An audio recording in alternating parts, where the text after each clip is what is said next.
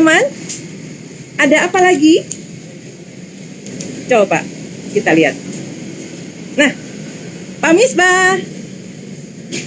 Selamat pagi teman-teman. Jangan panik, sampah organik. Ubah sampah jadi indah.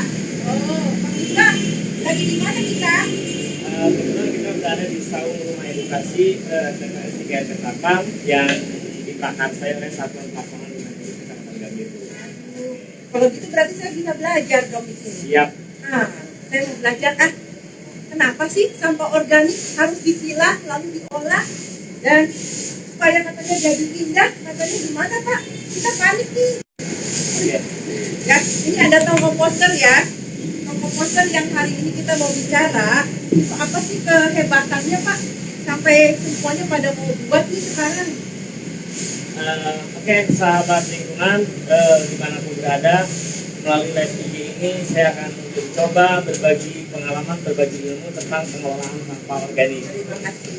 Sampah organik ini seringkali ditemukan oleh masyarakat, di mana sampah itu menjadi sebuah masalah ketika tidak diolah. Nah, satu metode yang amat berpengaruh kepada sampah ini salah satunya selain eco-enzim juga yaitu tong kompos. Tong kompos ini memang tidak seperti tong kompos biasanya. Tong kompos ini didesain secara khusus. Ada desain Didesain secara khusus. Kenapa? Tong kompos ini mudah didapat ya, seperti bekas ember cat. Yang penting wadahnya plastik. Yang penting wadahnya plastik. Desainnya seperti apa? Tong kompos ini yang pertama, ini ada terang. Yang kedua, di dalamnya ini ada saringan seperti bulatan ini terbuka.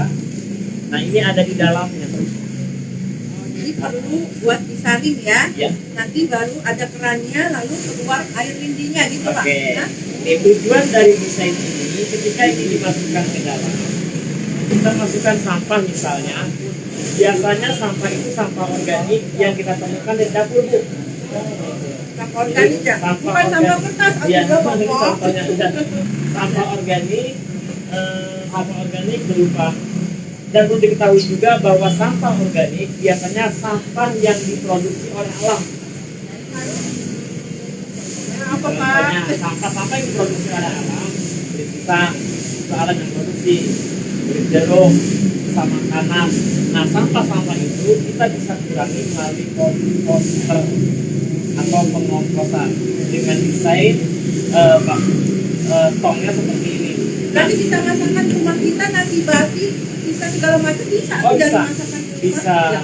Karena didesain seperti ini karena kandungan makanan itu, kandungan sisa makanan itu mengandung air, nanti melalui saringan itu Iya ya. Ada mininya. jadi di sini sama seperti di sini. Kenapa dibolongin? Jadi dia kelihatan kondisi dalamnya. Nah, ketika si sampah ini masuk, Bu, sampah masuk ini, kandungan airnya akan turun. Oh iya iya. Kandungan airnya akan turun dan dia akan mengering yang atas. Kalau bahasa sananya tiris lah ya, tiris. Tiriskan ya. Ditiriskan. Nah, jadi kumpulan air itu disebut dengan lindi. Ini dari hasil fermentasi cairan yang kita kumpulkan melalui kompos. Nah, ada dua keuntungan yang kita dapat melalui proses komposter ini. Salah satunya yaitu satu itu pupuk padat.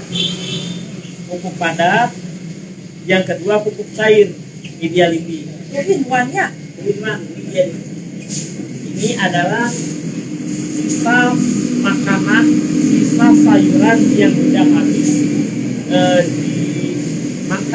dimakan oleh kita. Tapi kok kayak tanah Pak? Nah, akhirnya karena saking kelamaan dia berbentuk menjadi tanah. Oh gitu. Jadi Ya. bukannya tanah yang dimasukin? Oh, bukan. Bukannya Kalau tanah banyak banget. Oh gitu ya. Tanah masukin aja. Bukannya tulang-tulang yang dimasukin Pak? Bisa. Oh boleh juga. Oh, bisa. Oh, ini kayak tanah ya teman-teman ya. Pada akhirnya sampah tersebut itu akan menjadi seperti tanah. Mungkin kalau seperti tulang agak lama. Agak lama. Terus kalau orang banyak bertanya, kapan kompos itu jadi? Jangan pernah menghitung kompos itu kapan jadi. Ya karena kompos itu yang kita masukkan itu tidak satu jenis, Bu. Tidak satu jenis. Misalnya tulang masuk, mungkin tulang juga lebih lama. Daun buahan gitu ya? Lebih sebentar.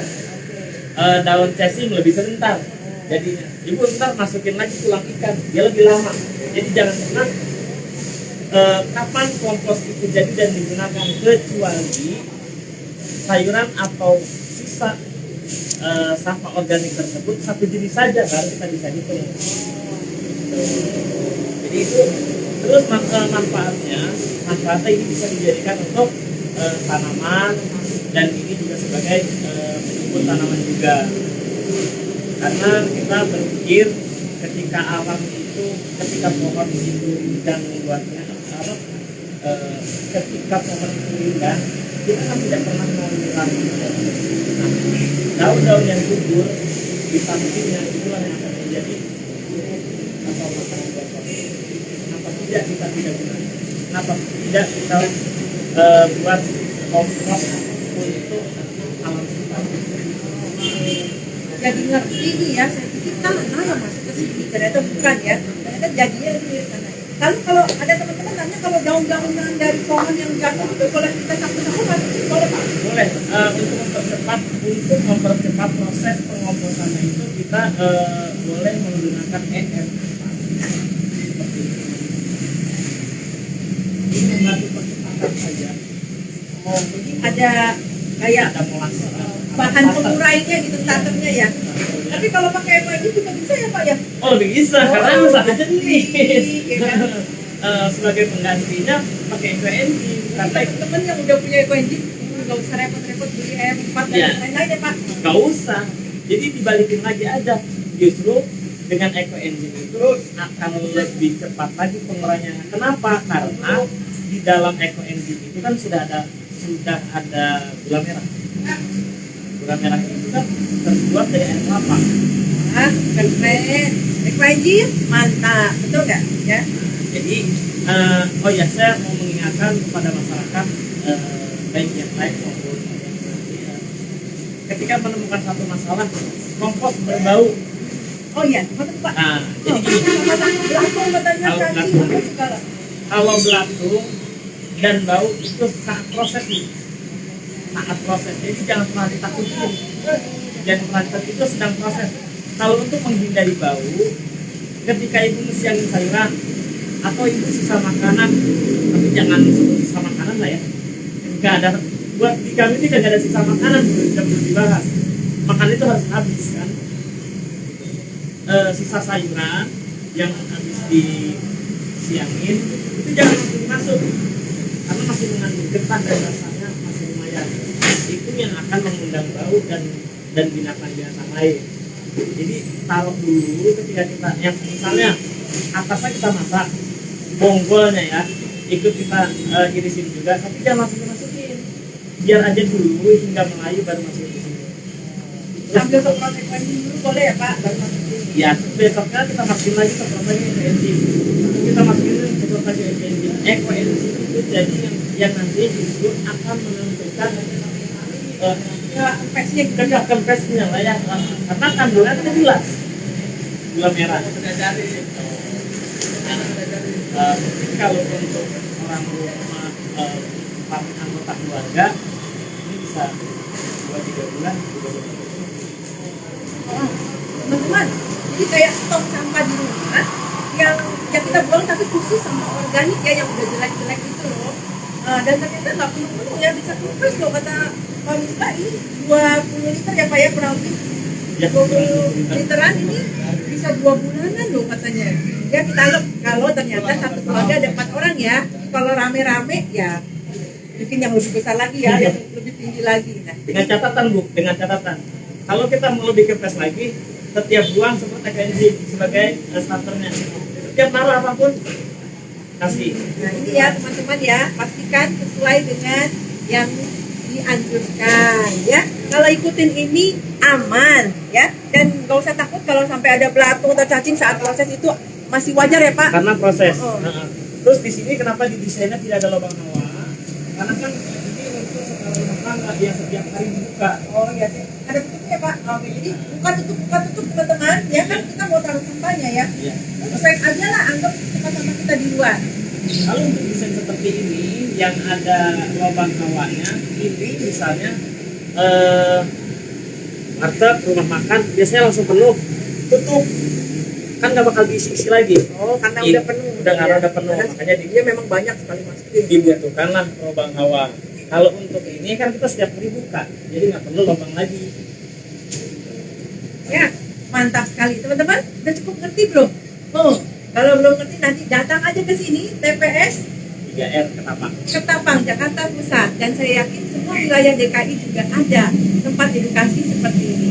Terima kasih Dinas LH Jakarta Pusat ya. Oke, terima kasih. Oke, terima kasih dan selamat menjadi penyelamat bumi. Yes, selamat bumi ya. Eko Engine, mantap. Komposter lebih mantap lagi ya.